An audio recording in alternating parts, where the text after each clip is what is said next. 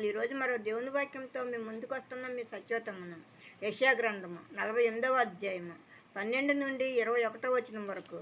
యాకోబు, నేను పిలిచిన ఇశ్రాయేలు, నాకు చెవియొగ్గుము. నేనే ఆయనను, నేను మొదటివాడను కడపటివాడను.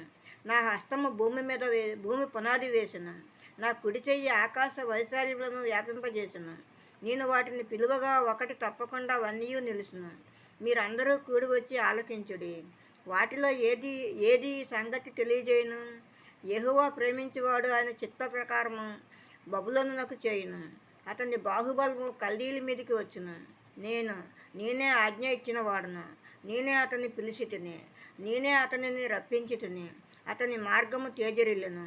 నా యొద్దకు రండి, ఈ మాట ఆలకించుడి. ఆది నుండి నేను రహస్యముగా మాట్లాడిన వాడను కాను. ఆది పుట్టిన కాలము మొదలుకొని నేను అక్కడ ఉన్నవాడును. ఇప్పుడు ప్రభువుకు యెహోవాయు ఆయన ఆత్మయు నన్ను పంపిను. నీ విమోచకుడును ఇశ్రాయేలు పరిశుద్ధ దేవుడునైన యెహోవా ఎలాగ సెలవిచ్చుచున్నాడు. నీకు ప్రయోజనము కలిగినట్లు నీ దేవుడినైన యెహోవానకు నేనే నీకు ఉపదేశము చేయుదును. నీవు నడవవలసిన త్రోవను నిన్ను నడిపించుదును. నీవు నా ఆజ్ఞలను ఆలకింపవలనని నేను ఎంతో కోరుచున్నాను. ఆలకించిన ఎడల నీ క్షేమము నది వలెను, నీ నీటి సముద్ర తరంగముల వలెను ఉండును. నీ సంతానము ఇసుక వలె విస్తారమగును. నీ గర్భఫలము దాని రేణువుల వలె విస్తరించును. వారి సంతానము నా సన్నిధి నుండి కొట్టివేయబడదు, మరువబడదు. బబులోను నుండి బయలు వెళ్ళడి, కల్దీల దేశముల నుండి పారిపోవుడి.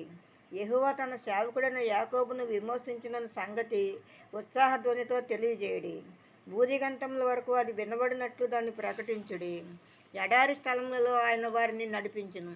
వారి దప్పికొనలేదు. రాతి కొండలో నుండి వారి కొరకు ఆయన నీళ్లు ఉపకజేసెను. ఆయన కొండను చేల్చగా నీళ్లు ప్రవాహముగా బయలుదేరును. ఆమేన్. మరో దేవుని వాక్యంతో రేపు మీ ముందు ఉంటాను. అందరికీ శుభరాత్రి. మన ప్రభువును ప్రియరక్షకుడైన యేసుక్రీస్తు కృప, కాపుదల, రక్షణ, ఆశీర్వాదము మన అందరికీ ఇప్పుడు ఎప్పుడు సదాకాలము తోడై ఉండును గాక. ఆమేన్, ఆమేన్, ఆమేన్.